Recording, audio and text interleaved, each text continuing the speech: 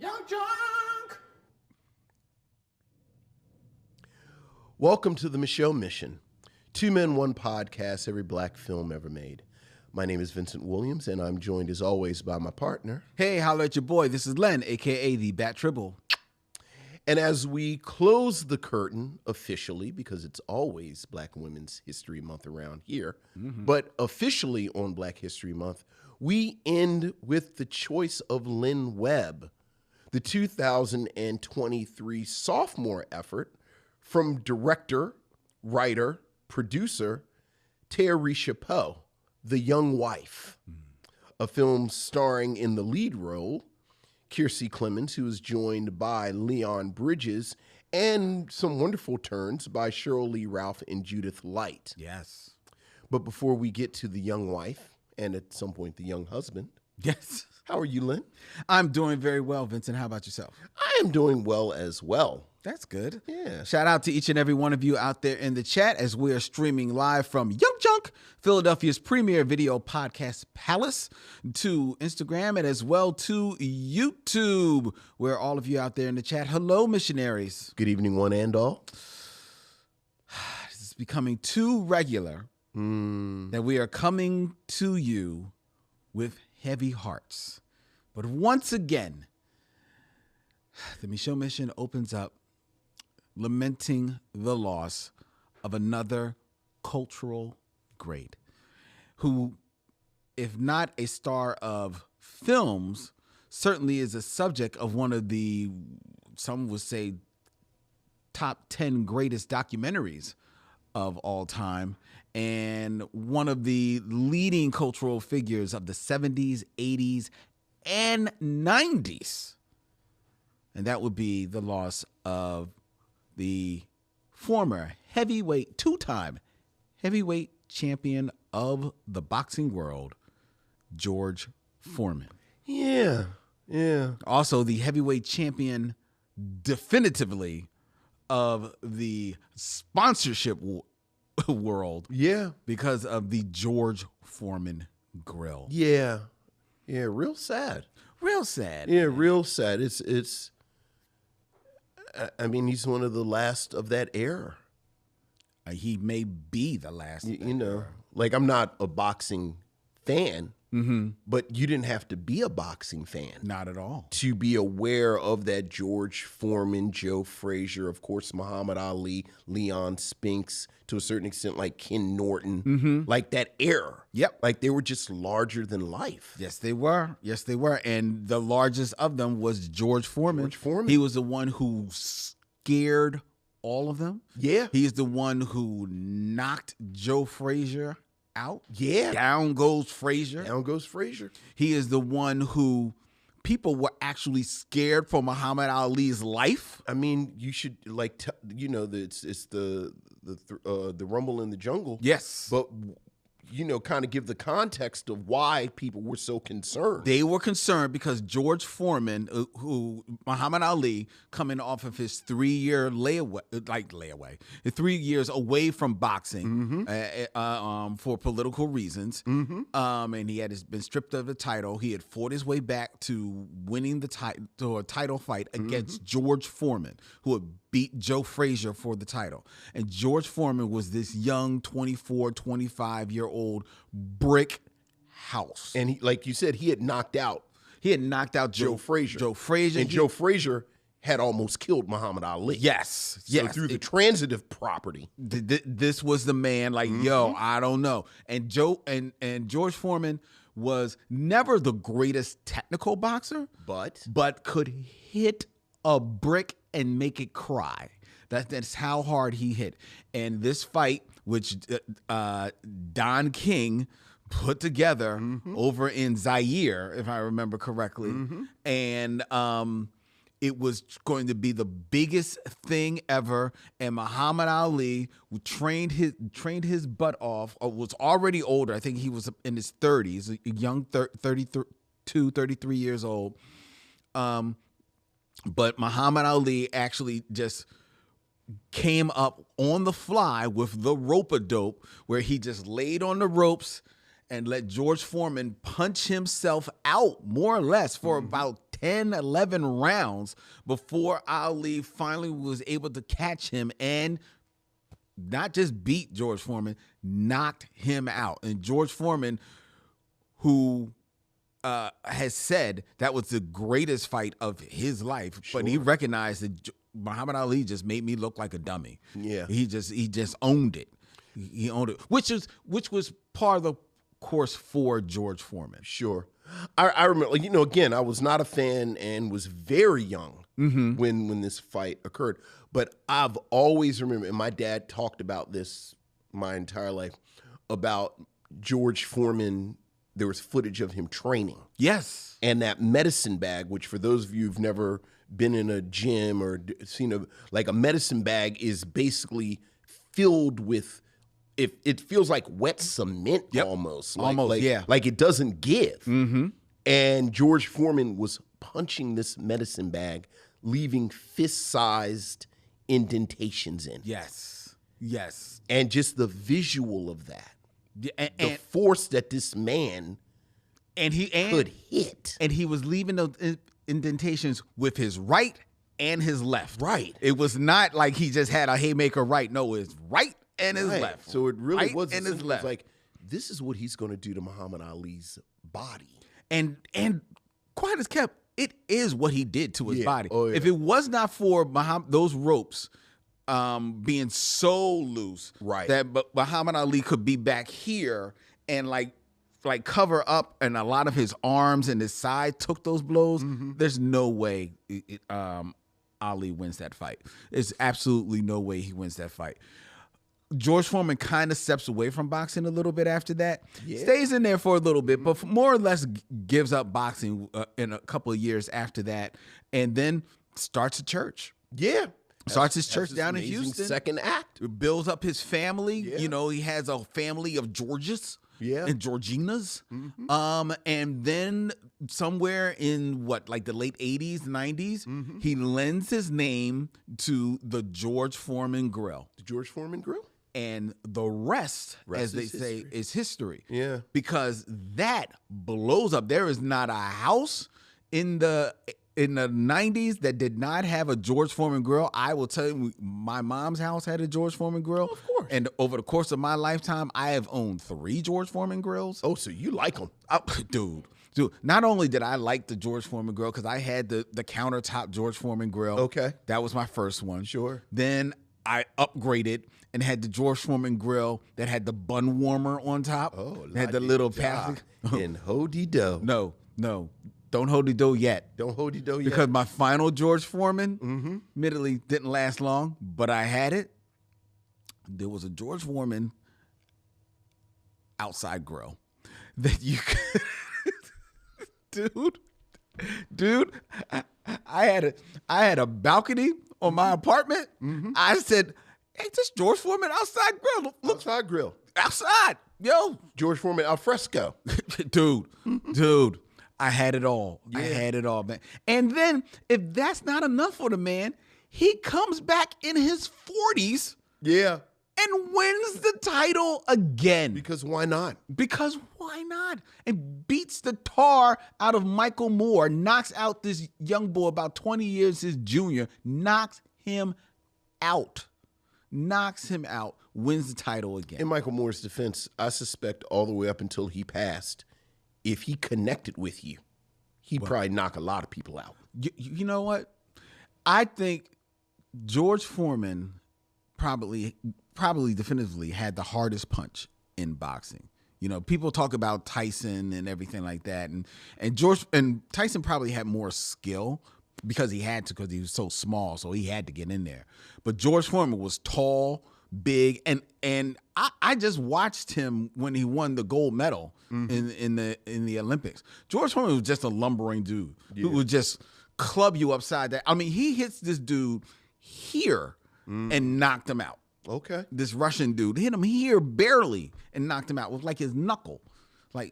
George Foreman was ridiculous. And he had his own TV show. He did? He had a sitcom. Because he became this cuddly bear. He was a cultural icon. He was a cultural icon, man. Yes. And he will be sorely missed.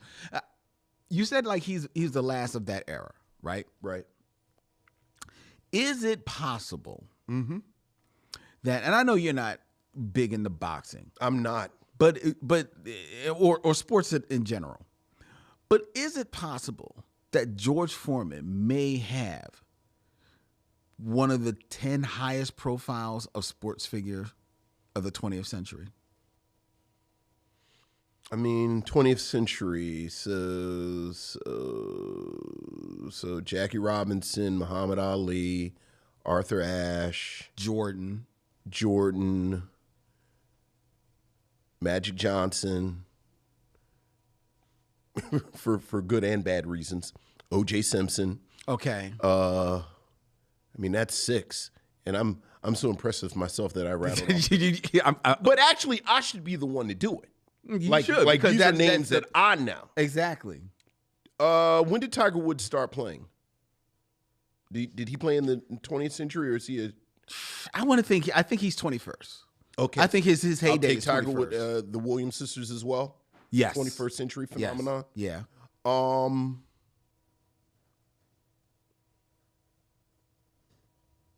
Tyson.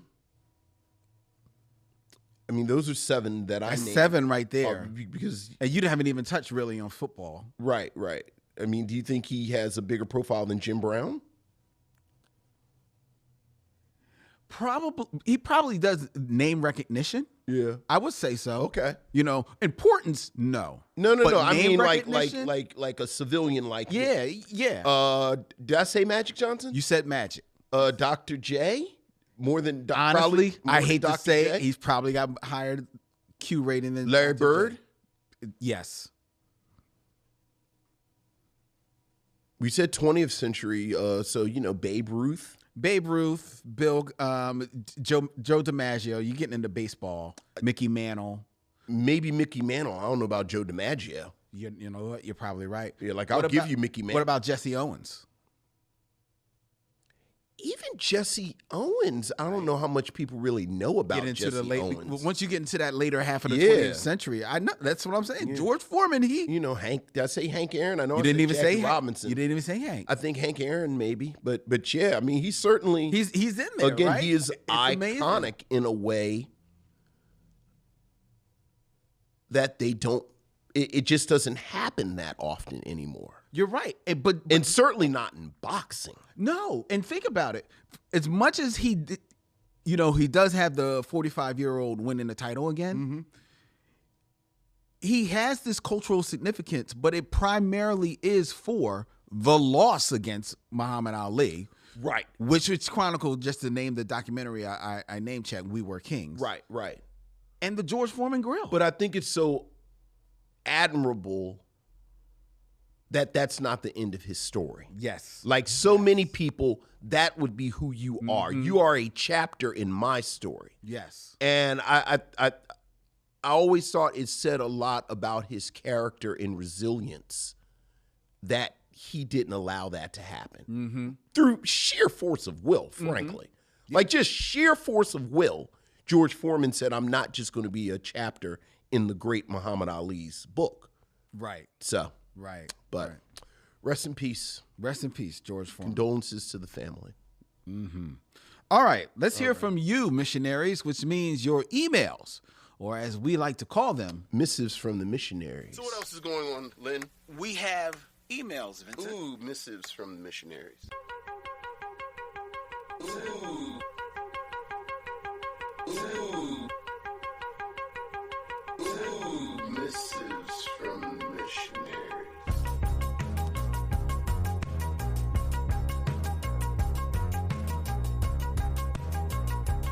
Before we get to our missives from the missionaries, I was looking in the chat here on YouTube, which is the joy of watching us as we stream live, folks. It's a community. Farrell Blackwell put it this way.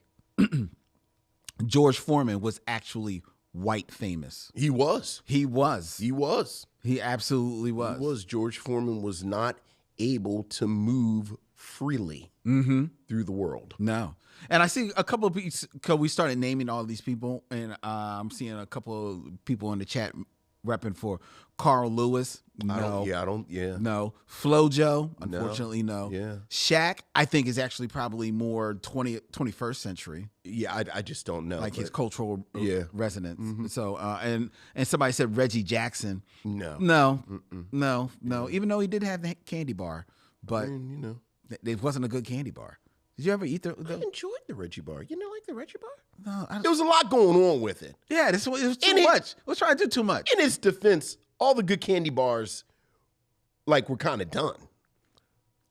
Well, no, because when did which came first, the Reggie or the Kit Kat? Pretty sure the Kit Kat did. I thought the Kit Kat came after Reggie. I feel like the Kit Kat was before the. You never know what we're going to be talking about. I think the Kit Kat came after Like, Reggie. I feel like the Kit Kat and the Twix were the last of the good ideas for candy bars. Well, definitely Twix. Yeah, but The Kit Kat bar. Let's see. When did this start? Looks like 1988. that can't be true at all. It's in like 1988. Certainly, there were Kit Kats before 1988. Well, the Kit Kat as we know it was in 1988.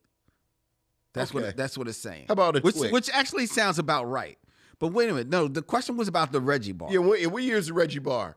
Let's look up. You never know. You never know. No. Look. That's why I don't eat before I come. I got to stay on my toes. You never know. Oh God. I'm trying to find a Reggie bar. I'm trying to find the when it started. The Reggie bar origin. Let's see.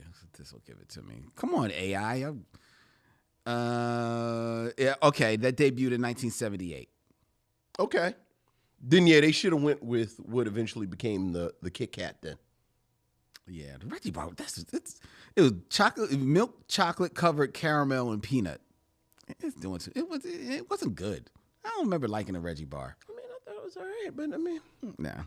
what'd you say? It was milk chocolate? Milk chocolate, caramel, and peanut. I've always been ambivalent about caramel and candy bars. So Really? Because isn't caramel in Snickers? yeah, is it or is it in a milk? Yeah, Yeah, I think it's in Snickers. yeah. You don't yeah. like Snickers? I mean, yeah, all right, but that's. I mean, it like sounds the, like you. That's what you're describing with the Reggie bar. Frankly, almost. Well, the Reggie bar was also like a block. It Yeah. wasn't good. Right. It was dumb. Yeah. It was dumb. Like no. Kit Kat I like. And Twix bars was good. You know. All right. It's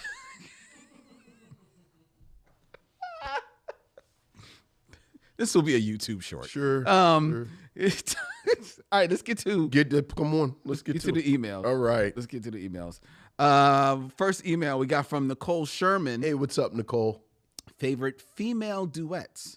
Okay. Greetings, Len, Vincent, and missionaries. Last week, while you were both discussing the works of Minnie Riperton, a missionary asked if there is a podcast that discusses music the way you both talk about black movies, and the answer is yes.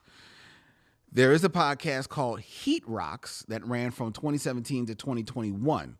On that show, hosts Oliver Wang and Morgan Rhodes would bring on special guests to talk about a heat rock or an album that is timeless, impactful to them as artists, writers, or scholars, or served as an influence. Some episodes to check out were Patrice Rushen's appearance discussing Minnie Riperton's Come to My Garden album. Nice. A Tribe Called Quest album, Midnight Marauders, The Low End Theory, Shaka Khan, Anita Baker, and even De La Soul. I know you old cats, missionaries, would dig the show, so check it out. Now, since it is Women's History Month or Black Women's History Month, what are your favorite black female artist duets? Whether with a male artist or another female artist. Some of mine include You Are My Heaven by... Roberta Flack and Donny Hathaway. Very good. If This World Were Mine by... Is that Marvin Gaye and Tammy Terrell, or is she talking about the Luther Vandross? And She's talking about the remake. So Luther that's Vandross Luther and Cheryl Lynn. Cheryl Lynn, yeah. Any collaboration that Peebo Bryson did with women, see Regina Belle or Celine, and Give You My Heart by I don't know. Boomerang soundtrack. I don't know. Tony Braxton and Babyface. I hope this email finds you well. Have a great rest of the week. What are some of your favorite female artist duets? I mean, the entire Roberta Flack, Donny Hathaway album Yeah, is damn near perfect. That's you can't go wrong with that. Yeah. Anything by Marvin? Well, you said Marvin Gaye, Tammy Terrell. Yeah. Do you prefer their version over the Luther Vandross? I do. Remake? I do. You know what is a surprisingly good and slept on album? That Marvin Gaye, Diana Ross album they made in the late 70s. What's the hit off of that? I don't know if there is a hit off of that. That's thus why it is slept. Yeah. I don't know that one. I was going to go, and I want to make sure that I get the right name of it, because this is definitely one that gets slept on. It is a song. Why am I looking up this way? Hold on a sec. Name another one while I look this up.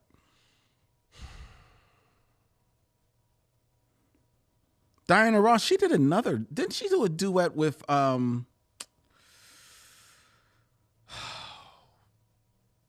with a white guy? Maybe I'm not thinking about that. Oh, what about Patti LaBelle and Michael McDonald?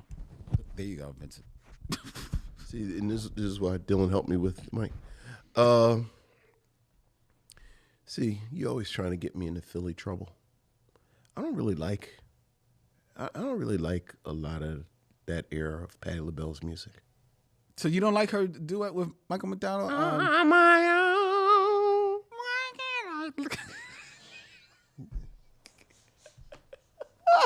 So, why don't we? I don't know why I immediately went there. Why don't we move on from that? I'm seeing in the chat Layla Hathaway and Joe Samples, When Your Life Was Low. I'm not familiar with that.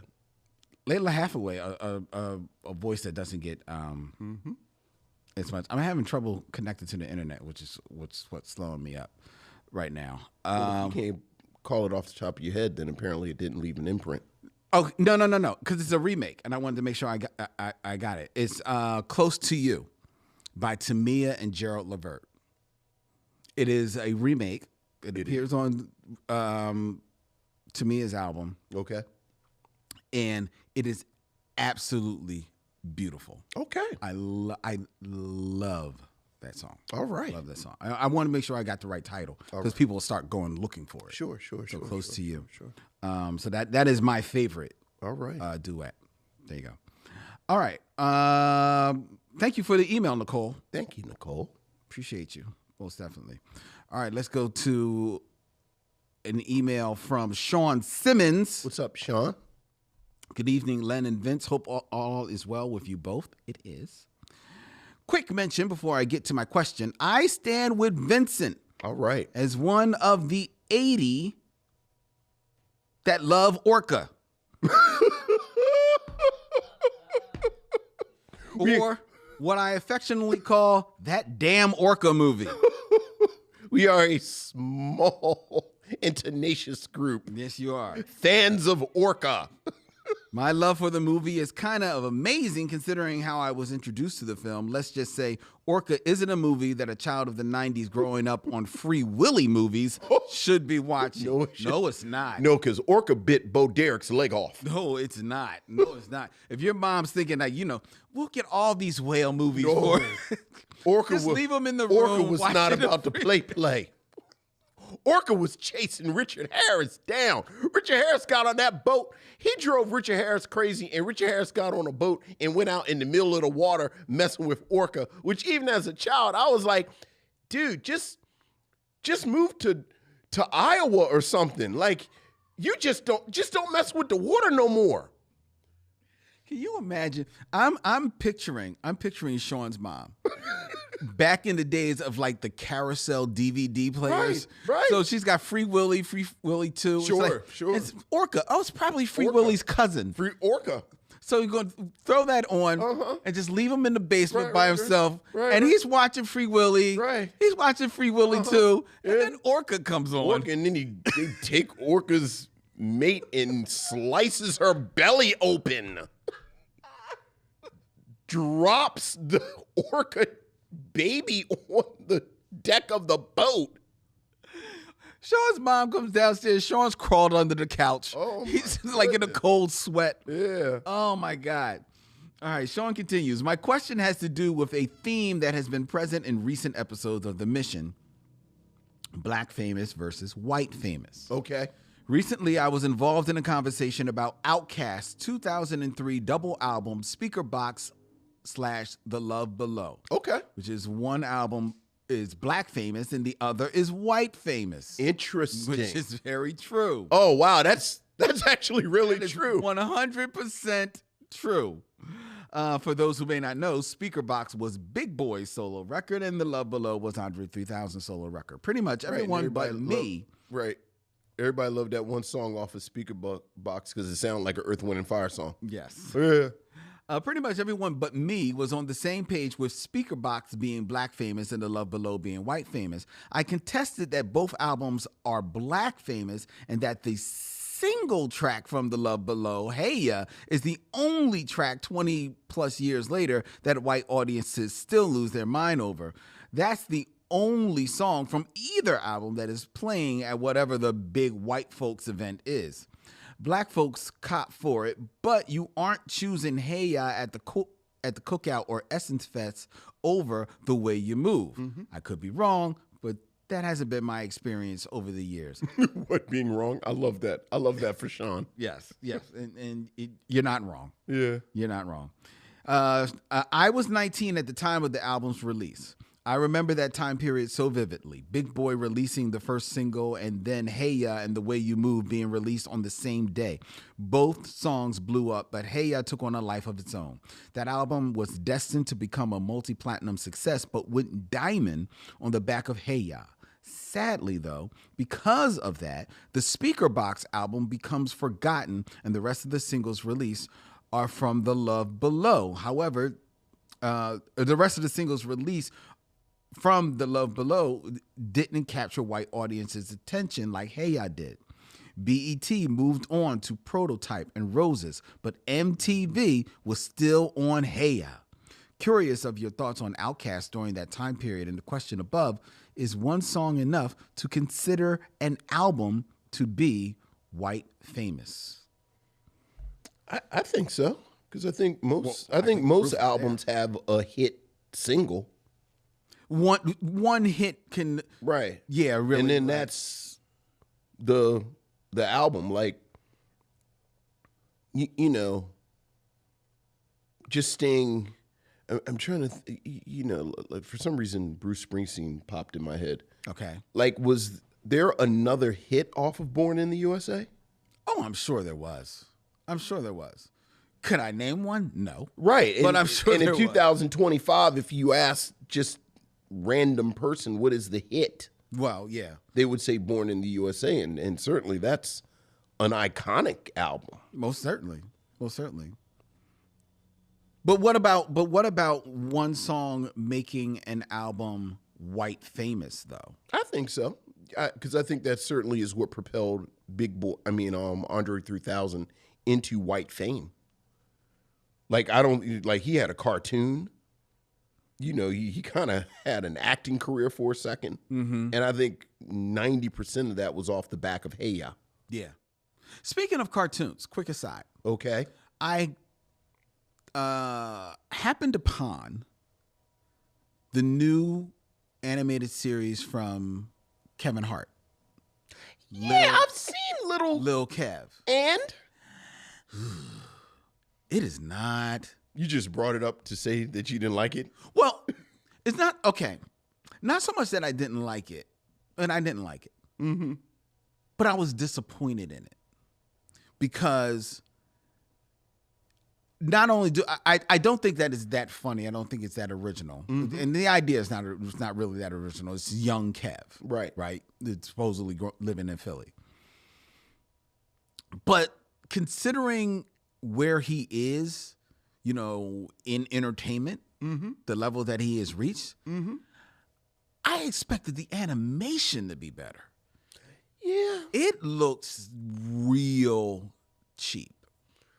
It looks real, and I didn't. There was part of me is like, okay, is this a stylistic choice? Right. But even if you dumb down your animation, not dumb down, but even if you kind of like do more minimal animation, there is still a level of craft that can shine through in it, where it looks okay. This still looks well done, well animated.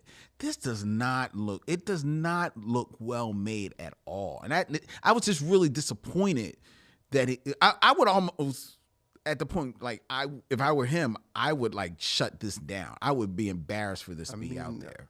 I think by this time next week, and by this time next week, this time at this exact second as I'm talking, it's not a going concern. Oh, I'm sure it's not. Like, you're the first and only person I've heard mention it. Oh. Like, I saw a little thing about it, and I was like, oh, well, that's something. It's sort of like, is the animated Everybody Hates Chris cartoon?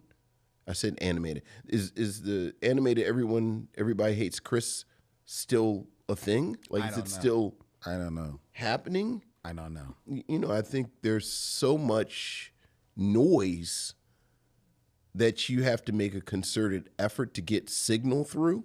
Mm-hmm. And there was no effort whatsoever. I just got the sense that Kevin Hart, who is perpetually busy and perpetually booked, this is just one of the many, many, many, many, many things he lended his name to and then just kept it moving. I wouldn't be surprised if that was the case. Anyway, I'm sorry. Sorry for that aside. We got another email from Ellis Heron. Hey, what's up, Ellis? Hey, fellas. After years of searching, I finally found the movie Slaughter streaming on Prime. Nice. For the most part, it was worth the wait. Jim Brown definitely carried himself with a respectable amount of toughness and bravado that made him the force he was in the movie. I could definitely see why you recommended it. I was also pleasantly surprised that he wasn't betting multiple women. Yeah. I figured he was going to give Marlene Clark some play and then ultimately end up with Stella Stevens. That's what happens a lot in these movies, but respect to Jim for keeping his eyes on one woman. I just wish the movie wasn't so dark in certain scenes. I could hardly make out what was going on sometimes. Still, the movie didn't disappoint in the end. Now, one movie that I saw recently that did disappoint was Tyler Perry's Duplicity. Talk about a movie that couldn't stick the landing. Well, did it ever take off? I don't know what it is with Tyler and the titles of these movies. Acrimony, Mea Culpa, and now Duplicity. If there's a small chance you at least spent a couple of minutes talking about this movie, I'll be all ears. Your boy, Ellis Heron from Fort Worth. I actually just saw like a tile for Tyler Perry's Duplicity. I was not aware of this film before seeing that. Sure. I was aware, but I haven't seen it. But, you know, I am... At some point, I want to do a Tyler Perry non-Medea month and talk about his non-Medea. Like, What do you mean, just review? Review like 4 non-Medea, preferably this Netflix moment. Yeah, because he's got more than a few of them up there. Yeah, these films. But look, man, Tyler Perry, look. I don't think, and I'll speak for myself. I don't know if I'm ever going to utter another word complaining about Tyler Perry. Like, Tyler Perry, it's Tyler Perry. Like, either, look. About Tyler Perry himself. No. Well, I'm never going to complain about Tyler Perry himself, but his work. Like it's 2025. Everybody knows what kind of movie Tyler Perry makes. Yeah, it's in the title. And a whole lot of people like it. He's got his audience. And if you sign up for it, like when Ellis said he was disappointed, I actually have to push back at disappointed because disappointment implies expectation. I'm never disappointed in Tyler Perry. Like, I know exactly. Fair enough. Like, this is what it is. Like, we just talked, what was it 3-6-6? The 6-888? Yeah, the 6-888. Like, I'm either going to be agnostic or pleasantly surprised going forward with Tyler Perry. Like if it is the type of film that he has made damn near 30 films or more, I'm going to say, well, Tyler Perry certainly made a Tyler Perry production. Mm-hmm. Or, as in with this film, there were moments where I said, oh, okay. All right, Tyler Perry. He's keeping that studio Right. working on stuff. Hey. Keeping them busy. Hey, that's like keeping them people employed. like buying tickets to go see Lauryn Hill and you're disappointed because she showed up 4 hours late. It's like, I mean, look, you know what it is? You knew what it was hitting for. Right. This does give us an opportunity to point your attention towards our audio podcast feed, where you will see the latest episode of Mission Logs, the best of the Michaud Mission. And right there for your streaming pleasure is our review of Tyler Perry's Acrimony. We were so young. Oh, So long ago. just enjoy it. Yeah. Enjoy it. Actually, listening to it again, I forgot that episode begins with a very surprising revelation from you, Which is what? that you do not like collard greens. Yeah, I don't. Yeah. I don't. Yeah, we go in on it. Look. For about a good 10 minutes. Look, I'm like Black Dynamite said, I'm blacker than the ace of spades. And I'm so secure in my never-ending, unaltered, unadulterated blackness that I am secure in saying that I don't like collard greens. Mm-hmm. Yeah. You did find a bougie leaf that you did like. But I'll let people... oh, you want me to spoil it? Yeah, I'll let people Okay, find all that right. out. Yeah, all right. Yeah. Mhm. You let that flag fly. Look, man. Look. Yeah. Go listen for yourself. Yeah, all right. All right, our review of Acrimony is up on the audio feed right now. Available wherever you get your audio podcast, Apple, Spotify, doesn't matter. You'll find it. Mission Logs. Check it out. All right, we got an email from Michael Lockett. What's up, Michael? Greetings, my brothers. For films this week, I was like, damn, The Caveman's Valentine had all the makings, cast, story skeleton, and director to be something very unique and cool, and then it turned into a Twilight Zone Law and Order episode. Swing and a miss. It hurts not to be able to cheer for this and talk it up, especially because of Cassie Lemons. When you two mentioned Forrest Whitaker for Sam Jackson, I started thinking about Whitaker flicks and got stuck on The Last King of Scotland. Do you guys think that this is a black movie? I do, definitively, and it just hasn't come up on the mission yet. It's on my short list. Okay. On my time travels, damn, I landed with you two and Eddie Murphy on The Adventures of Pluto Nash. I mean, like, this is some bad shit. and that's bad actually meaning bad, not bad meaning good. I went down on an Eddie rabbit hole and then ended up on IMDb looking at his filmography. I theorized that at least half, possibly more, of his projects are pretty pedestrian and downright bad. The great ones are great. And when his star was shining, he was putting in work. But the guy is like Two-Face, half good and half bad. Ooh, that's... I mean, from Eddie Murphy's mouth, like Eddie Murphy has said, he not turning down checks, or he wasn't. You know, I think, I suspect he is now as he's gotten older and he just don't want to leave the house, which God knows I can relate to that. But yeah, there was a moment where he just didn't turn down checks.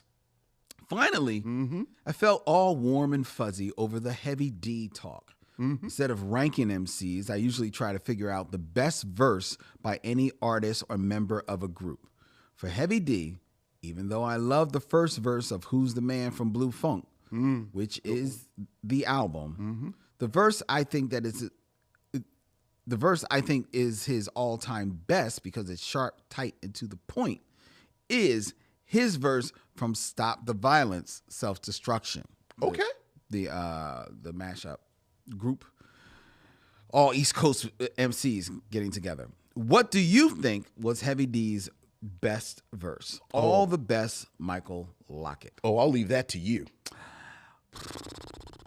Oh, his best verse. That probably is one of his best verse, because I will say that, as much as I love Heavy D, and I do, my favorite MC, my top 3 MCs of all time: Heavy D, Grand Puba, Method Man. Okay.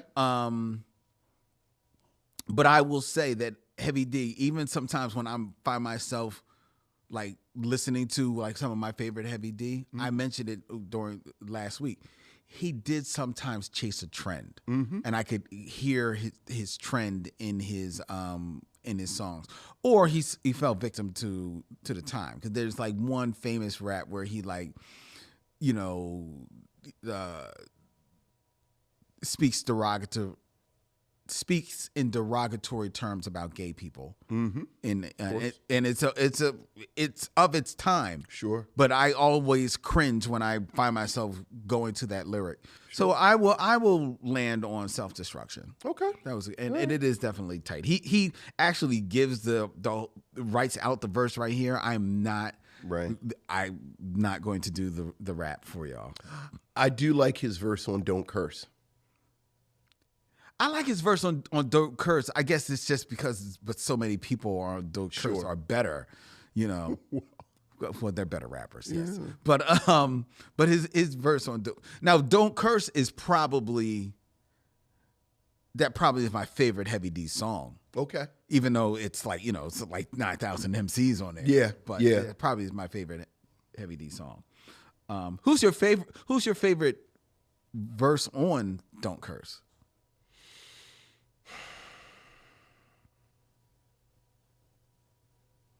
Off the top of my head, I've forgotten who all is on there. You got Big Daddy Kane, of course. Cool C. Tip comes in there at the end. It might be Hev. Grand Puba. Oh yeah, Puba's good on it. Puba's good. Puba. Okay, maybe Puba. Because flip the other word means. Yeah. All right. Mine though, my favorite, and I love them all. My favorite is Pete Rock. Okay. Because he just sounds like Pete Rock comes in. He just sounds like because he wasn't really a rapper, right? Because I think CL's on there too. So he's just happy that he's actually getting to rap, right. And like he's just having fun. He's like, well, he's pulling a proto Kanye West. Yeah, he's like, I produced it, so I get a verse. Yeah, and I always picture that he's happy because he comes in like near the end. But the only reason he comes near the end is because then Tip comes on at the end. Right. And I always feel like there's a part of me in my head canon that Pete Rock was like, all right, Tip, go ahead. Go in the studio, man. Just do your verse, man. But he's mad because it was supposed to end with him. Right. But no, like Tip, you can't say no to Tip. No, you so, can't. You know, so Tip goes in there and then Tip does drop that verse. Like, you know, like the bun diddly hev is a fave with my mama. So it's like, all right. You earned your keep. All right, we got 2 more emails. All right. This email is from our good friend George Carmona. Hey, George.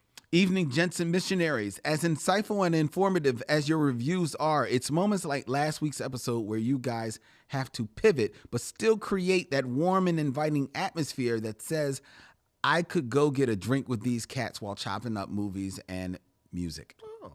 Next, the Adolf Caesar impression, 4 stars. You two should have a talk about doing the opening in that voice. On tonight's Michelle Mission, we're reviewing The Young Wife. The Young Wife. With Tayarisha Poe. A millennial has an existential crisis as the world collapses. Tonight. And she ain't having none of that. Get your geeky ass to the wedding. Yeah. That hurts. George continues. I haven't seen last week's movie, and I know you didn't recommend it, but I feel like I should if somehow a TV show does get made.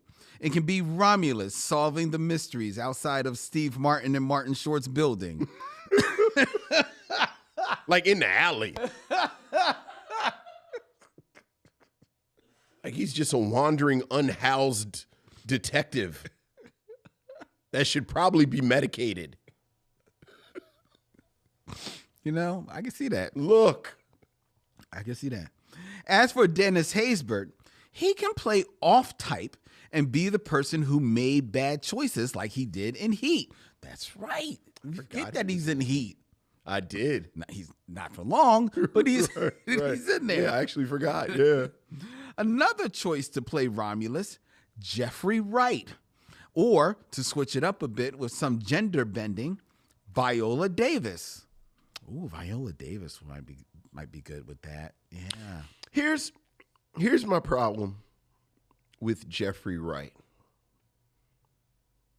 And before anyone talks about his role in Shaft, I feel like Put him back in the lane. I feel like Romulus has to be physically imposing in a way that it has to be a bigger man, which is also why I wouldn't want to gender swap the role. Like I think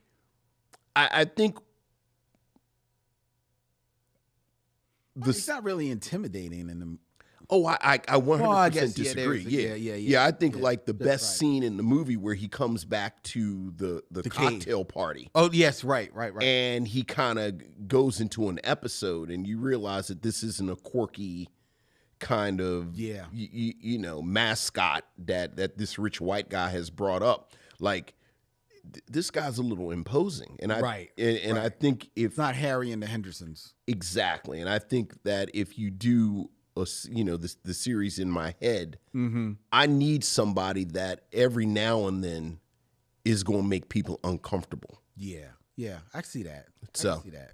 Yeah, and that's probably why I landed on Forrest Whitaker. Right, Forrest Whitaker, Dennis Haysbert. You know, at the risk of also you know, it sounds like you might be being colorist as well. But Jeffrey Wright just is not a big man, and he's not. Yeah, he's not. Yeah, that's a good point. Yeah. Good point. I thought about it way more than I should have. George has one more point. Last one. Since you guys weren't feeling The Amazing Race, what reality competition would you go on? Looking forward to next month's slate of films. Long live the mission, George Carmona III. Is there one of those reality competitions? Yeah, I'm not. We're going to talk about this much more next month because we're going to spend, at least I am, my 2 weeks talking about 80s sci-fi. But you know, The Running Man ruined reality shows for me. The show, the film, movie, film, The Running Man, like. I mean, that was before these reality shows. Well, that's my point. When they started up, like they called it Survivor, and I was like, "What are you surviving?" Actually, like this, it doesn't look like no one is hunting. Like, where's Yaphet? Somebody's dying, right? Like, where's Yaphet Kotto in a one-piece leotard running from a dude who's chasing him with the flamethrower? We never need to see that again. Yaphet Kotto. First of all, we know how we feel about him running. Right. He should never run. Right. And certainly not in a one piece. I thought about you every time an episode of Homicide came on, and periodically it'd be Action Giardello. It's like, why are they making Yaphet Kotto move? No. Just stand at the door. Like, just come out the office, yell at him. Go back in the door.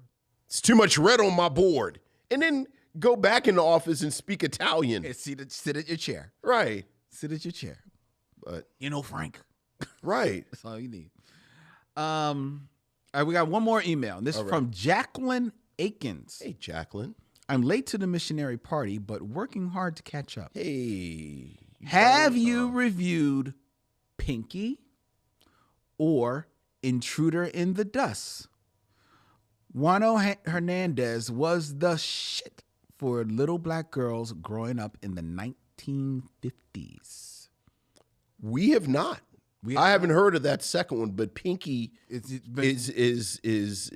and we're due for a passing film. We haven't done a passing film in a while. No, we just did one. What did we do? We did the one with I just drew a blank on her. We just did one. I don't think we did. We did. We just did. What was it about? It was about the young lady, and she's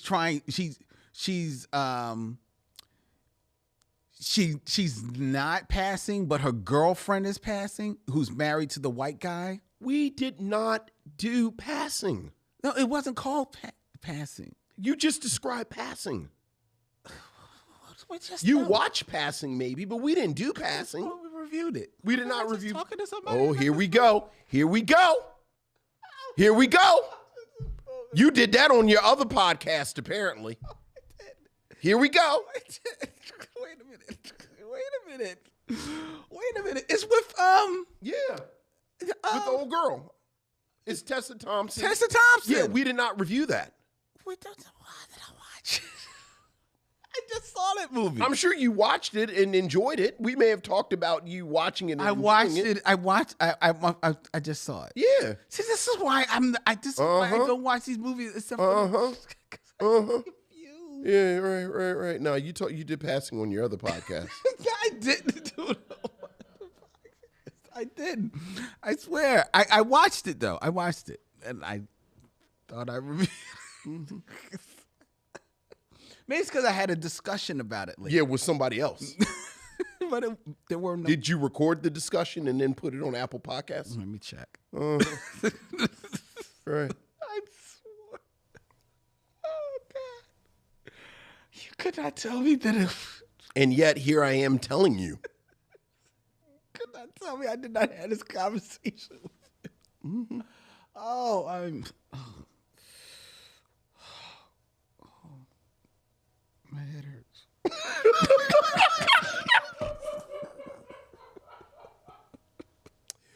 We have not reviewed Pinky, and I've never heard of that other one, but Pinky, Intruder in the Dust. Intruder in the Dust. But Pinky is certainly on the list of films that we are going to get to, and as you have heard, we've not done a Passing film in a while. But Vincent is overdue for one. Right. Lynn has discussed a Passing film somewhere, not with me. It was a good movie. Oh, I love Passing. I love the novel. It was a good movie. Yeah, oh yeah. Is that okay? Yeah. All right. I don't think that was the name. You're 100% describing Passing. It's got Tessa Thompson. It's got the brother from Moonlight, Andre Holland. Yeah. An old girl that was in Preacher. Yeah. Yeah, who's the star. Yeah. Yeah, I'm aware of the film. I enjoyed the film. We've not talked about the film on this podcast. Dude, you could not tell me that I didn't create a flyer for this movie. I'm not saying you didn't. What I am saying is that you did not do any of this with the Michelle mission. Okay, all right, that's our emails. Thank you, one and all. If you wanna send an email to this podcast, send it to michellmission@gmail.com. And now it's time for the game that we play on this podcast. Yes, this podcast. 6 Degrees of D'Urville Martin. Okay.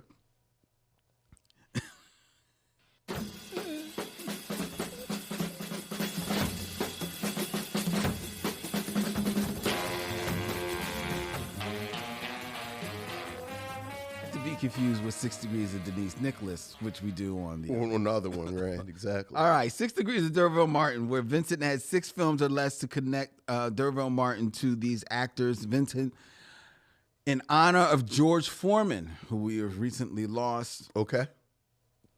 connect D'Urville Martin to these other boxers turned actors.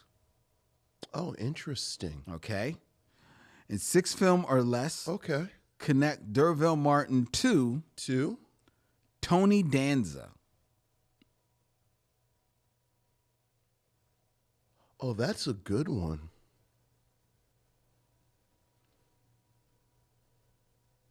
And he was definitely he was in a film that I know that you have seen. I mean, I know he has a fairly extensive Like he did a lot of work. He didn't do a lot of movies. No, but he showed up like after Who's the Boss? Which is because Meredith. Oh no, I'm thinking. I'm sorry. Yeah, Meredith Baxter is in this film that we're doing. Judith Light. I'm sorry, Judith Light. Boy, that's funny. I did the same thing earlier today. Confused Judith Light with Meredith Baxter Burney. Yeah. With Meredith Baxter now. That's right, because she's divorced from David Burney.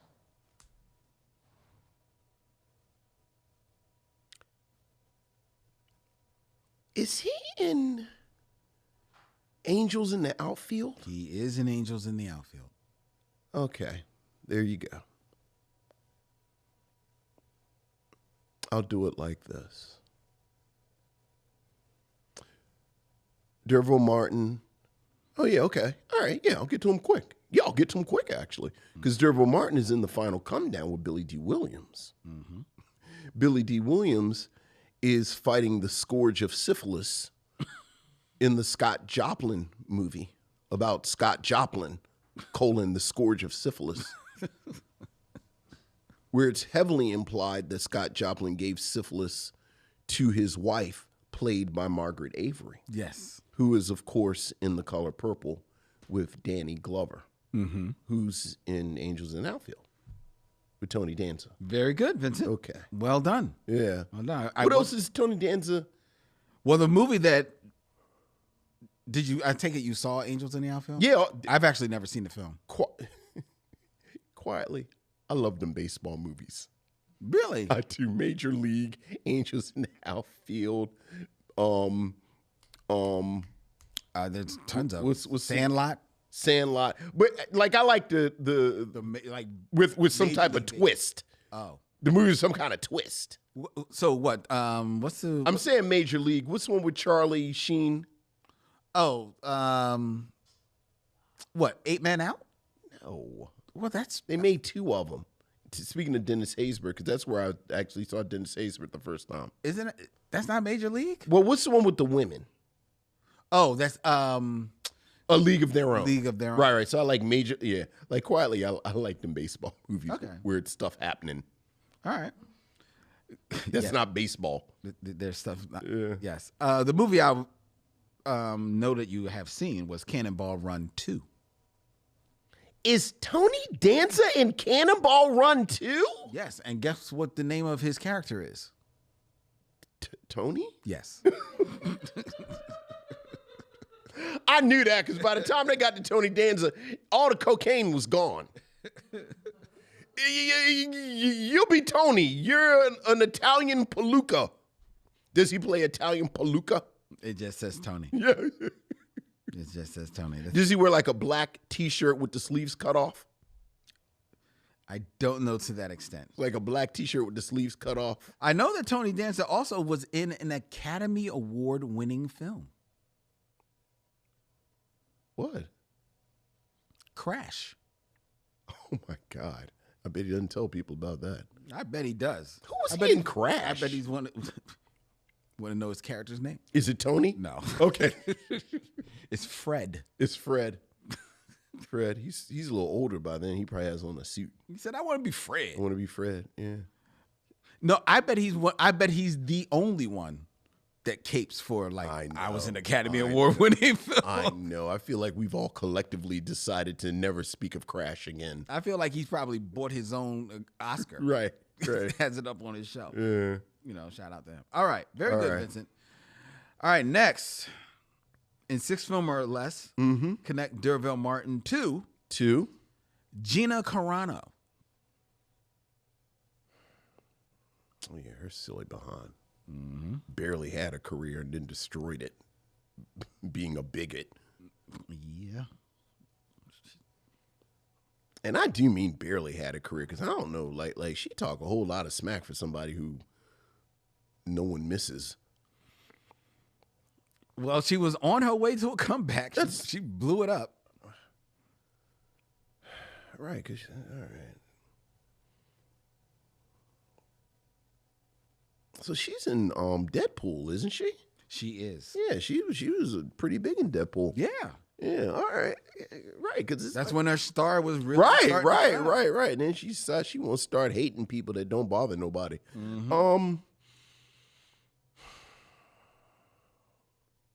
Oh, I'll stay in my bag because we're going into my month next month. Oh, and I'll use my girl. Derville Martin is in Five on the Black Hand Side with Leonard Jackson. Yes. Leonard Jackson is in Boomerang with Chris Rock. He is. Chris Rock is in I Think I Love My Wife with that fine Gina Torres. And then Gina Torres is in the Firefly movie with Monica Baccarin, yeah. Baccarin, who is in Deadpool. Okay. With Gina Carano. Is Monica in the Deadpool? Yeah, that's his girl. That's his wife. Yes.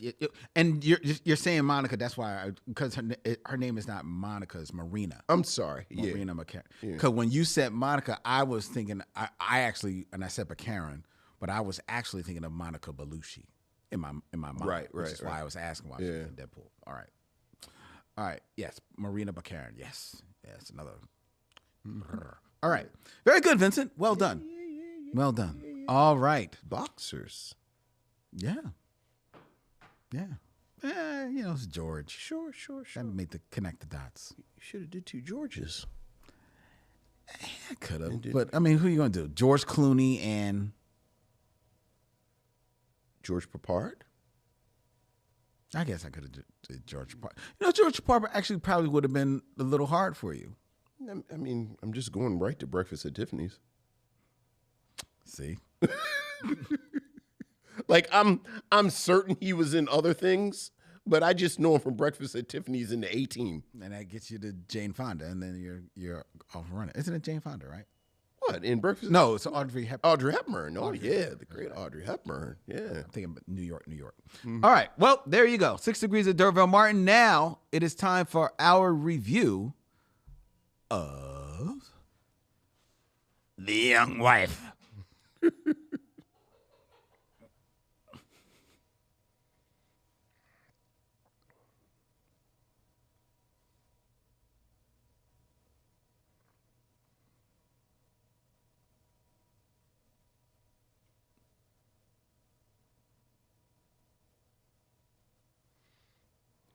Looking for a good synopsis. I thought I had one, but I don't.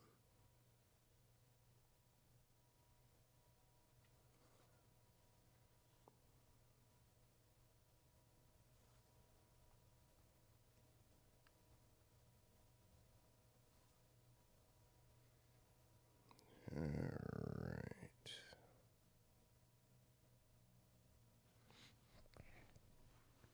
2023's The Young Wife, a drama that follows a young woman grappling with the meaning of love and commitment as the world falls apart, following her on her quote-unquote non-wedding day.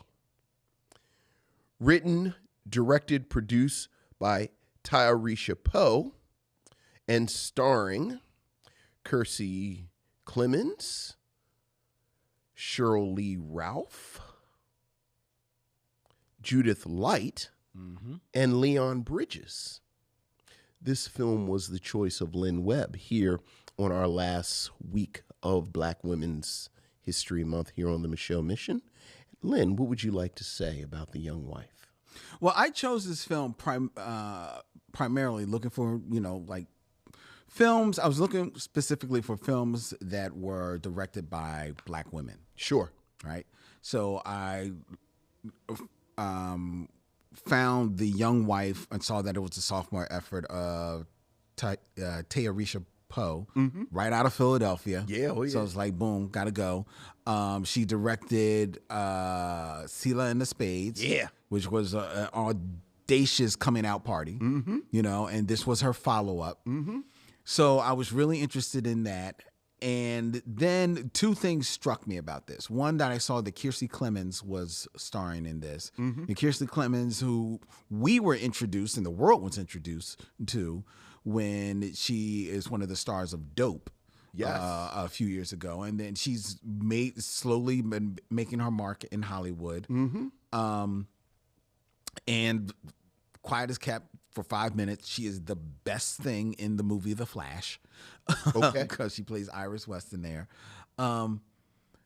So that stood out to me. And then in reading a synopsis of this film, I noticed that the film was set in the year of 2033. Yes, it is. So I was like, oh, so this is like a little bit of an Afrofuturist. It's a hint.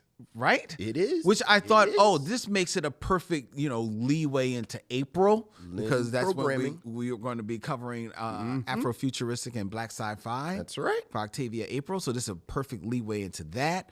And it shows what you can do with sci-fi, because it wasn't a sci-fi movie. Right. That was just the setting for it. Right. And so I was like, all right, I'm with this. So let me check out this movie. And, Seal of the Spades, we haven't reviewed that yet here on the mission. We actually did. Jesus Christ.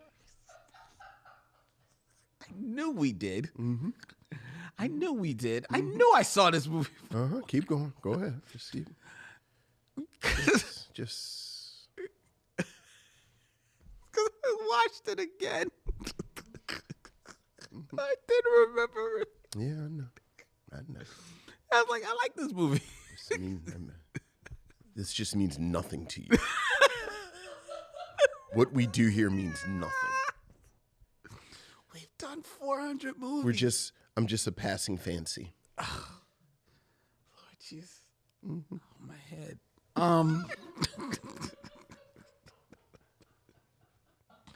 Well, I like Seal in the Spades. Yes, I remember from when we reviewed it. So, returning for this movie, I was interested because Seal in the Spades, a great film, but it definitely showed a writer and a director with a specific voice. Yes. And look that she wanted to have. Yes. Right? And I was curious of whether or not that would carry over into this film, Yeah. Young Wife.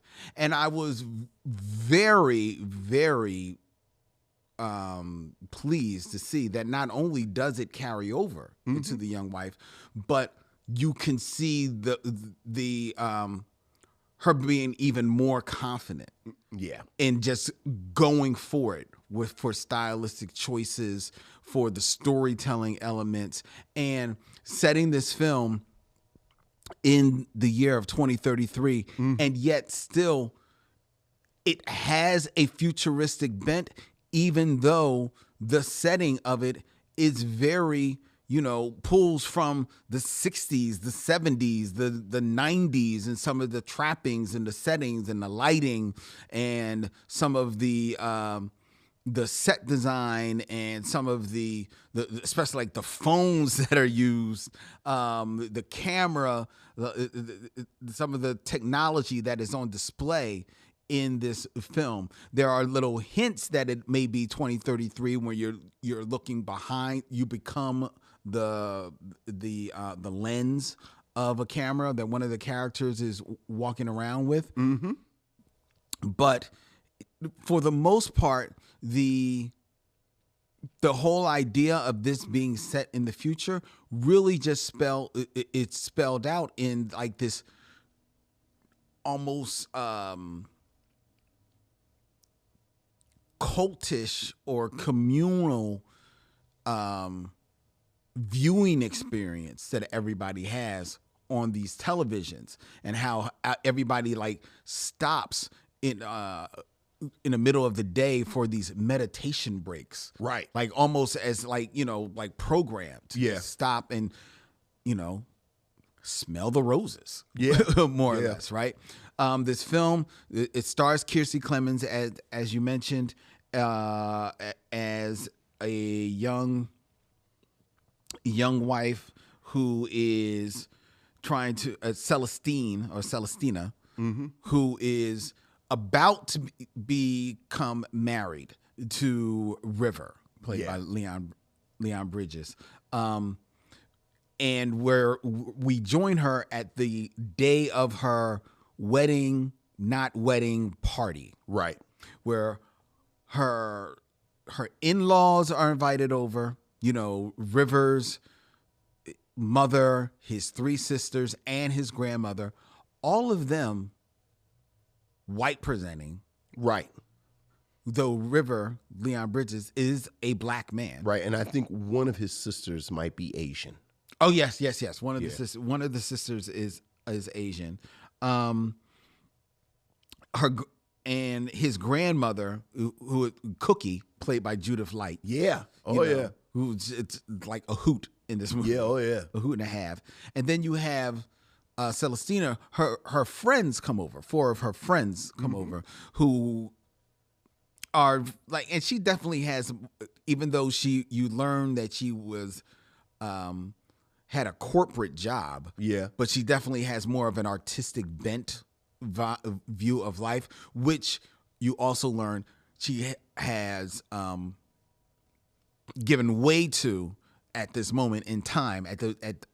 As she's the day of her wedding, she is the day before she quit her corporate job, and just decided that she no longer wants to live in that life because she's breaking out in rashes and hives all over. Which is, you want to applaud her for, but it's a precarious move because her fiance, River, seems to be a bit of a wayward soul of a sort. He is he starts projects and he creates his own perfume. He's got a bit of an artistic bent of his own. Works, I think, at a flower shop. Well, at this point, he is the protege of a cupcake maker. That's right, the protege of a cupcake maker. He's an apprentice cupcake maker. Yes, and he left a pretty much well-paying situation for that. Right, like I think he may have dropped out of law school. So it's like, what is going on? So this is a couple that is asking some serious questions at maybe not the most opportune time.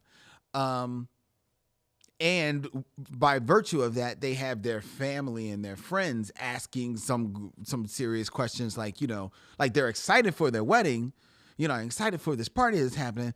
But are you really sure that this is what you want to do? Right. Are you really sure about this? And then, like a storm, Celestine's mother comes in, Cheryl Lee Ralph. The Cheryl Lee Ralph. The Cheryl Lee Ralph. Cheryl Lee Ralph as Angelique. Right. Comes in. And this ain't Abbott Elementary Cheryl Lee Ralph. Oh, no. This is the Cheryl Lee Ralph. I don't think she cracks a smile until maybe, and I have to rewatch the movie and see if she cracks a smile at the very end. But she is concerned about her daughter. Yeah, of course. Happy. Yeah, I mean, of a sort, because this is the way you want to make your move. Sure. Move you want to make, but I'm not sure about this move. Right. That you want to make. So they have like a bit of a contentious relationship. It's interesting that Celestina's seems like her most healthy relationship is with her fiance's grandmother, Cookie, played by Judith Light. Judith Light, who I have seen now a few times in the last few years, operating at this little older speed. God bless Judith Light. She is doing work. She was maybe my favorite episode of Poker Face. That's right. Judith Light is that work right now. She is like doing, older Judith Light is it. She is doing work in this film. Oh yeah. And I love her energy with Kiersey Clemons, who is definitively the star of what could have easily been like this big ensemble. And the one who you catch, she's our focal point into this story, and she carries it. She's in almost every scene. Yes. She a wave of emotions going up and down as she's dealing with the precariousness of, losing her job, getting married, unsure whether or not she's asking some serious questions about this man that she's about to marry. Yeah. Because you learn that she had just lost a relationship from someone who had seemingly passed away. Yeah, You don't learn the specifics. And you also learn that she maybe had a relationship with one of her girlfriends. Which is heavily implied. Strongly implied. That, hey, this easily could have been us. Are you sure about this? And I applaud that this movie doesn't land on there's some friction between the girl, the friend, right, and the fiance. It's ultimately everyone loves one another, and it's just trying to figure out exactly where you're going, what is going to be your mark, your place in this world circa 2033, where Judith Light is breathing oxygen from a plant, where you have these meditation breaks, where you have these anachronistic phones and lighting all over the place, where you have this beautiful home. It looks like just a shack made in the middle of this meadow, right, which actually looks gorgeous to me. Shirley Ralph said her father built it for him. Mm-hmm. And it's a very, and the movie definitely goes into a bit of the surreal. Yes. And some of the touches that it makes, and it plays around with gender norms a lot in this film, especially in identifying, the role of a wife as just like a construct. Yeah. And I love the conversation that it has about that. Yeah. Oh, yeah. I love the total deconstruction of husband and wife roles. I love how they show up for the ceremony. Yeah. Because he is just as adorned as she is. How about that? And I don't mean in a nice suit. It's totally, he's got a gown and fetchings and headpiece, the whole nine. And it 100% fits in the aesthetic of the film and in the poetry of this script. And it really shows to me that Tayarisha Poe is not, because Ceiling in the Spades is a few years ago, and it would have been easy for her to lock on to do a bunch of television shows and things like that. But it really speaks to me that this is her featured follow-up to that. Okay, yeah. And it shows that she is not content on being just a director. Right. I think you have someone who has a specific voice that she wants to put on display. Right. She has a specific look that she wants to her films to have. And I think what you are looking at maybe the next great auteur. Yeah. In film. Yeah. Coming down the block in Tayarisha Poe. This was an incredible feat. One of the things I want to champion is that in the helter-skelter that goes through someone's mind on the day of their wedding, thinking about all the things that has to take place, thinking about all the machinations, connections. You're taking care of your friends. You're taking care of your in-laws. And for most of this movie, River is not in the film, right? Because he's off picking up his aunt and running into traffic because of this huge storm that you're hearing getting closer and closer. Yeah. Smartly throughout the film, you hear the storm approaching, and as you hear the storm approaching, and as you hear all of the chaos that is going on in the preparation for this film, Tayarisha plays with the camera. Sometimes the camera turns upside down as Celestina is going through all of the thoughts in her head. Sometimes she's whipping all around while everybody is talking. You're seeing Celestina going around picking up stuff because that's what she is focusing on, and you're focusing on her, and you're wondering what's going on through her head. And the ability to capture all of that energy on film and yet still be able to show when Celestina has to breathe deep, calm, take a moment, and the camera stops with her and the world stops with her as well, even though you know the world is actually ongoing. But it takes that moment to breathe and allows you to breathe, to catch up with what's going on. I think that is so smartly and originally done in this film. I think this was just an excellent, masterful film. Yeah. I think where I'll start, the very first thing that I did when this film was over, I texted my daughter and said, I really think you would like this film. Because this is a film that if I was 20 years old when I watched this, I would be obsessed with this film.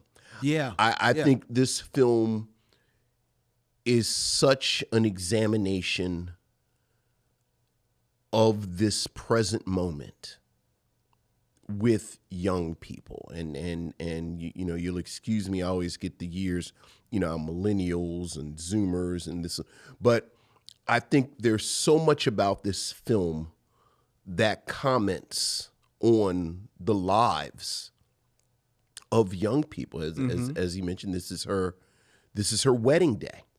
But you think about weddings and the tradition involved. I think one of the frankly one of the many things I admire about young people is how they question these traditions. You mentioned gender roles and what does it mean to be a wife? What does it mean to be a husband? What does it mean to inhabit these roles? I think you kind of show your age a little bit when you say, as I think we would say, that these two young people are flitting from their jobs, and you have this good job. She's in some type of a financial analyst, and he's in law school, and now both of them have left these jobs to pursue other things. You know, at one point she says, I just want to make sandwiches for people. Like, why can't I just What's wrong with that? What's wrong with that? And I do. That's something just the young people in my life where they question this sort of, capitalist pursuit where, you got to have a job. Like it's, to call ourselves out. We're 1 week away from last week when we were talking about physical media and buying things. And I do think that is a generational conversation where I don't necessarily need all of this stuff. I don't need to do all of these things. We've talked, you mentioned the weather, and in a lot of ways that is where the science fiction comes in, because this is a world that Poe, with this very light touch, shows that this world is on the edge of collapse. Like, there are floods, there are these storms. You mentioned their friend Eli, who has died because a tunnel got flooded here in Philadelphia. As you said, it's set in Philadelphia. There's a passing but very telling comment with the meditation moments where it seems like this is a government-sponsored meditation moment where they say, the weather basically is always, it's sunny except for the places where it's not, and it's raining. And, at one point they talk about fires in parts of the country. And they say, remember, always have your go bag ready. That's right. And I do think that this is a concern. Especially if you are younger, and to kind of connect that to the questioning of job and career, I do think there is this sense of fatalism that runs through this film where these young people are like, what does it all mean? What is the point of all of this? Right. I think it is oversaturated. I think it is overstimulating with the colors and the quick cuts of the camera angles, and many parts of this film, the dialogue is over one another. Yep. But I think Poe is again making commentary of this world that people live in. This TikTok, social media, quick cuts, burst of information world, and through all of it, you have this argument for love. I love the fact that River and Sully, they are each other's stillness. They are each other's quiet moments, and certainly they have questions for one another. But the film lands on, we choose. At one point she says, again reflecting this fatalism, I don't know if I'm going to love you for 10 years. I don't know if I'm going to love you for 20 years. Right. And he all but says, we don't know if we're going to be here 10 years from now or 20 years from now, but I love you now. Right. And isn't that what it's, and ultimately what it's all about? Like we have these traditions, we say all these things and until death do us part and this, that, and the other, but tomorrow isn't promised to anyone. And I do think, once again, there's a generational perspective to this that reflects, you said auteur, I'll use the word vision, where Poe very much, this is a director that has this vision that she lays out on this film. The performances, I much like you, I think the bulk of this film rests on the shoulders of Kiersey Lemons, and she does wonderfully, especially considering the fact that she spends a considerable amount of screen time with Judith Light and Cheryl Lee Ralph. These two amazingly seasoned, amazingly kind of nuanced and take up space actors.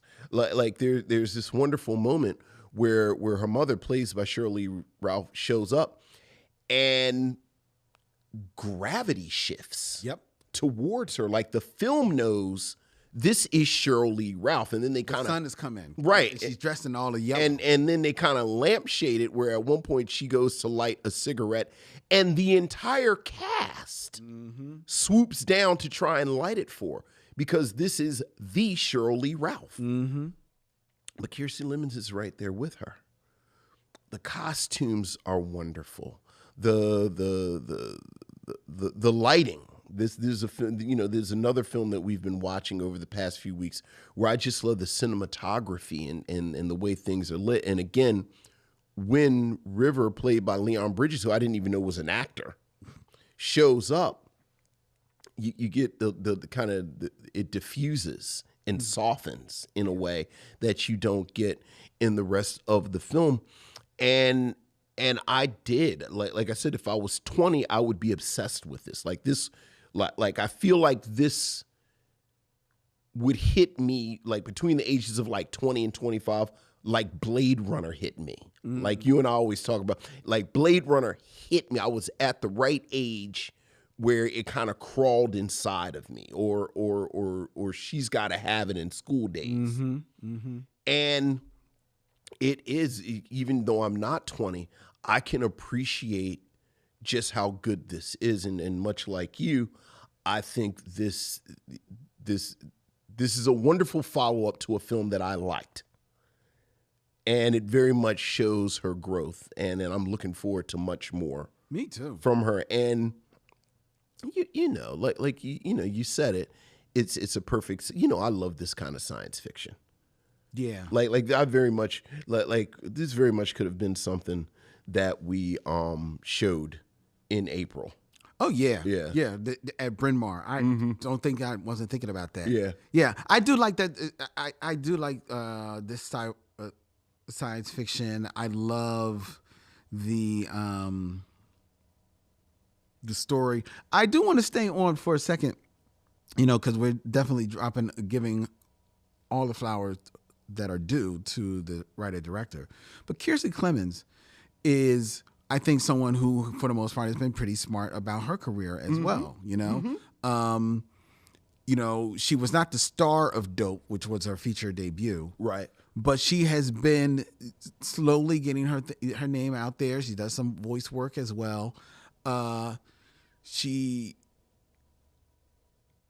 far as I know, this is her first time like carrying the lead in a film. And I think she wears the lead very, very easily. Oh, yeah, absolutely. You talk about the scenes that she has with Shirley Ralph and Judith Light. I think she is every bit their equal. Yeah. Oh, yeah. In those scenes. And in the other scenes, she is I find her to be a lead when she needs to be, but a generous actor as well.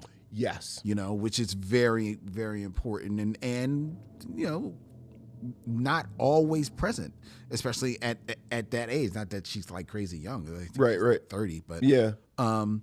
But I think I find her to be a very generous actor, authentic, believable, and someone I would love to see more of. I would be interested in what her next role is. I would be there, right there for her. Yeah.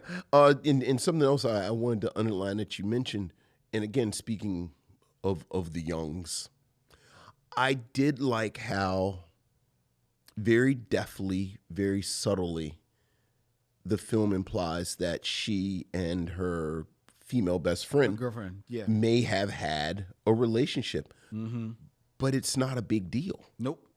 It's not an issue. It's not some big thing, and you couple that with, it's worth pointing out or underlining, because I think we have pointed out that both of them come from these quote unquote non-traditional family structures. Yes. Like as you said, River is an adopted child in a family where I think the implication, at least he and his Asian sister are adopted. They make a note that his mother is the stepmother. Oh, that's right. That's right. Of the white daughter. So, again and again, you get this family.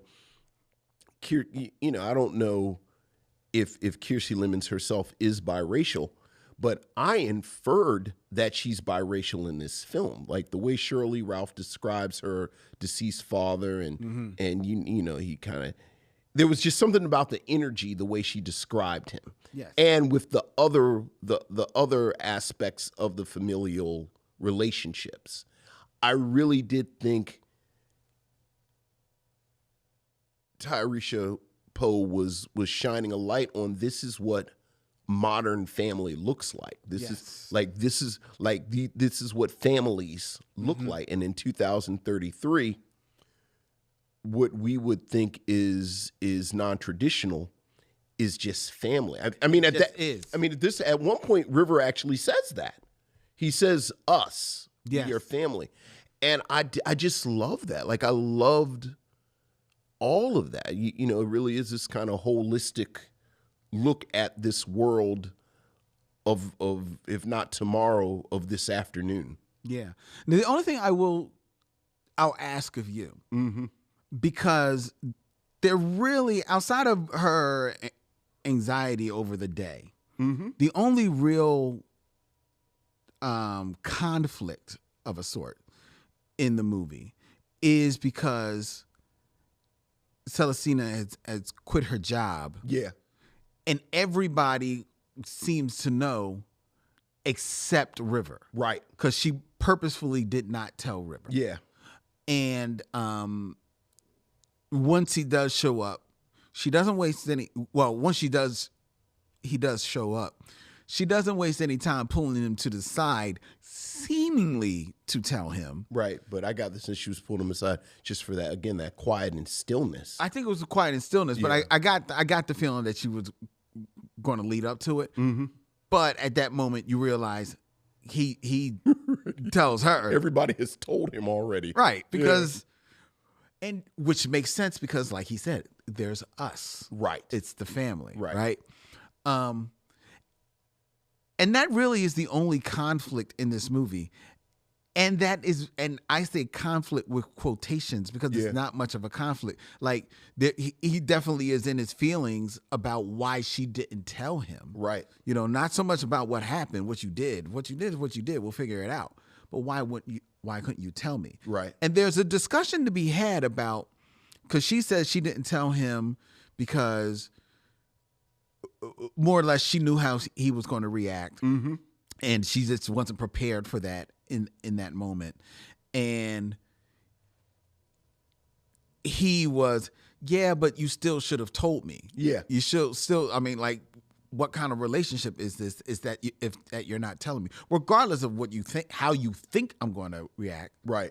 Because you still don't know how I'm going to react. Right. You know?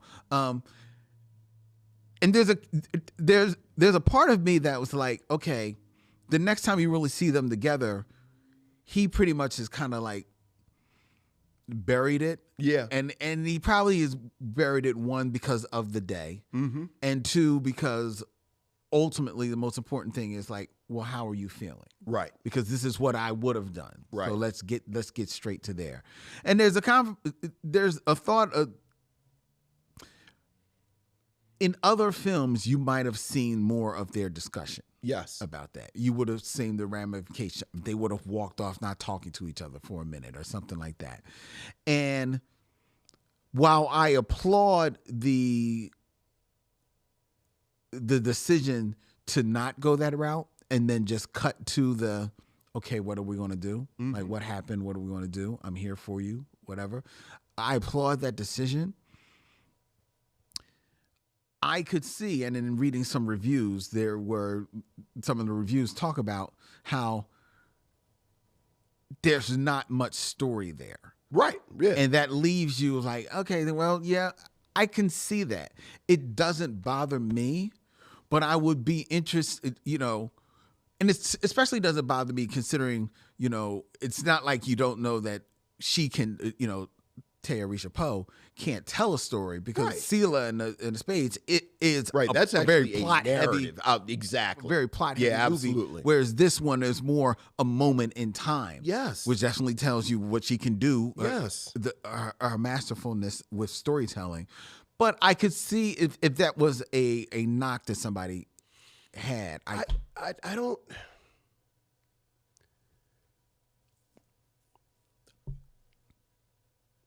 I understand the way audiences are trained to interact with film, that we privilege narrative. Mm-hmm. And I get that. And I do think that if there is not a narrative, if there is not a plot that kind of activates you as a viewer to get you from point A to B to C, you damn sure need to have something else that makes it worth my time. Right.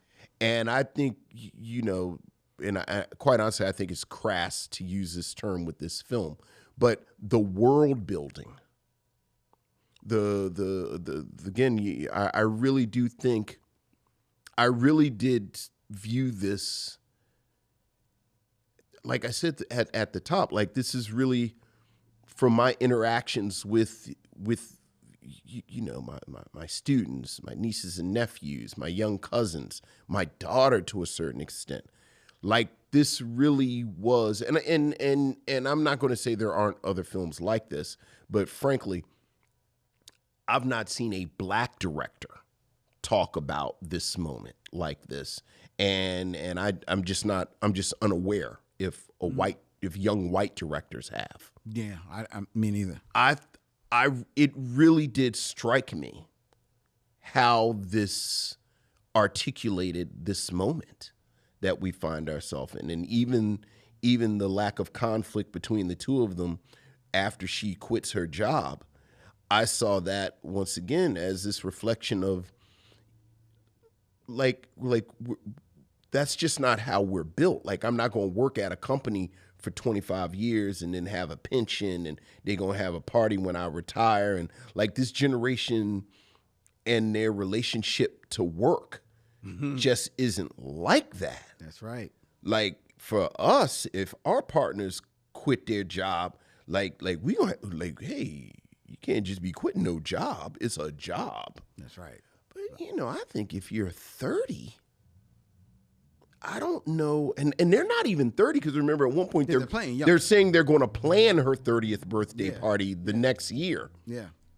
I mean, certainly you get Rivers' point where he said, you should have told me. Mm-hmm. But I got the sense he was more upset that she didn't tell him than he was that she quit her job.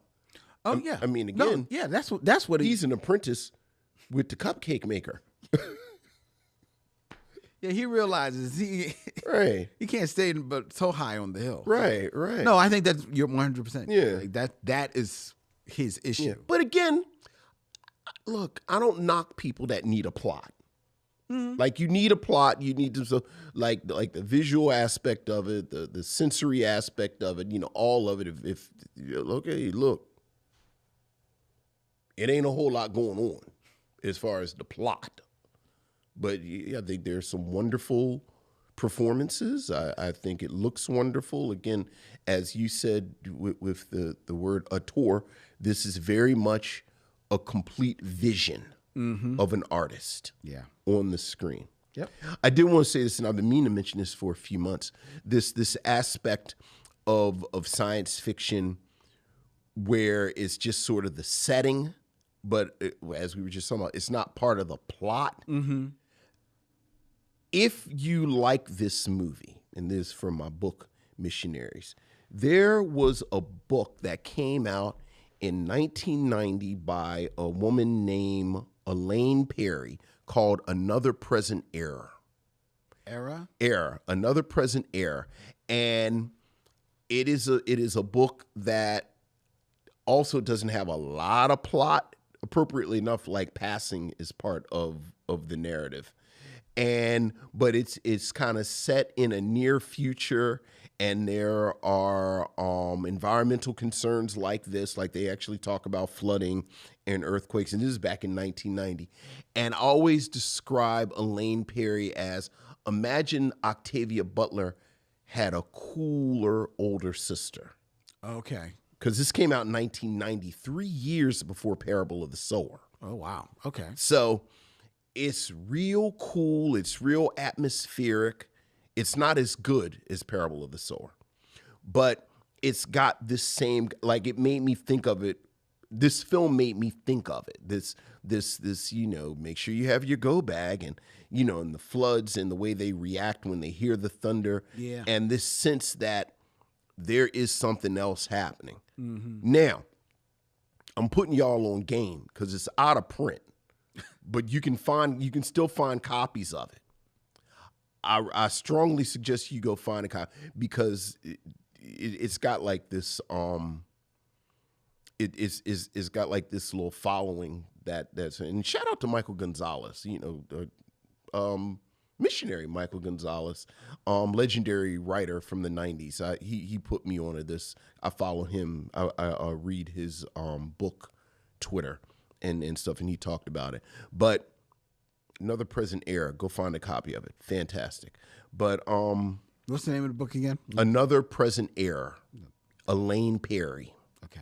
It's out of print, so starting right now, go ahead and get them. And again, it's one person away from talking about it, and the price for this thing's going to skyrocket. Oh, all right. So, but while I've given a suggestion for this book that has nothing to do with this film, it just reminded me of it. The question is, would you recommend The Young Wife? I would definitely recommend The Young Wife. Just like you mentioned, I would recommend The Young Wife for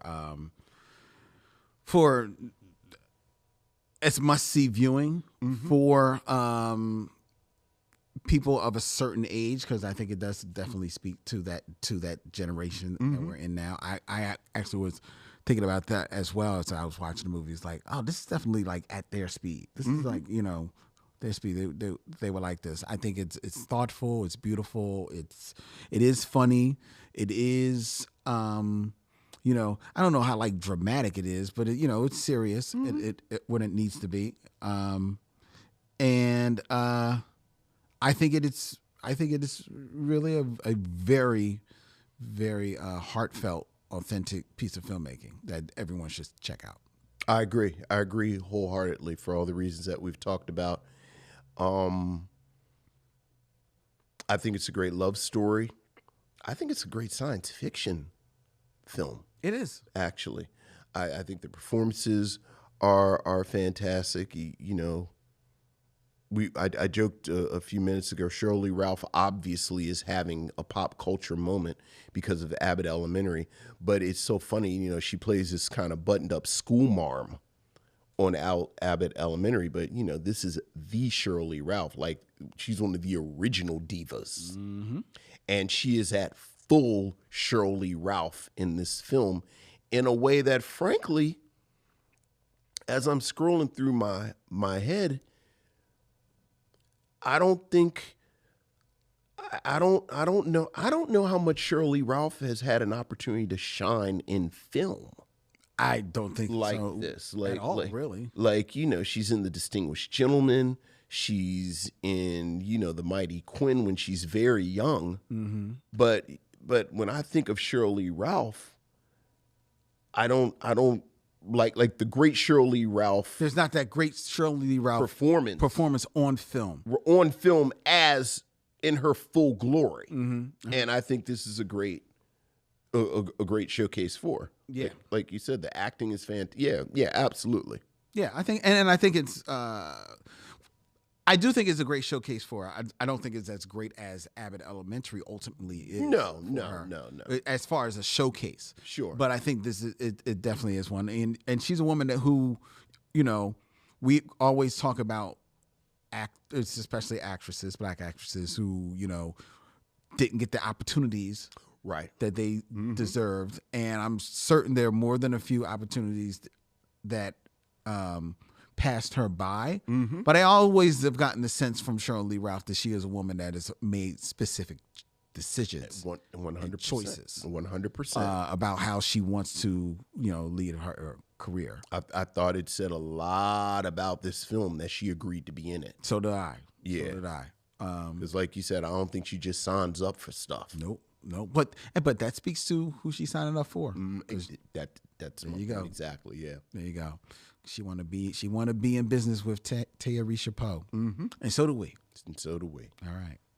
So, well, there is our review of The Young Wife, and that ties the bow on Black Women's History Month, but is a perfect segue into Octavia April. Yes, sir. A celebration of Afrofuturism and Black sci-fi. Before we tell you what the first film will be, we invite you to send all of your thoughts to the Micheaux Mission at gmail.com. That's MICHEAUX MISSION@gmail.com.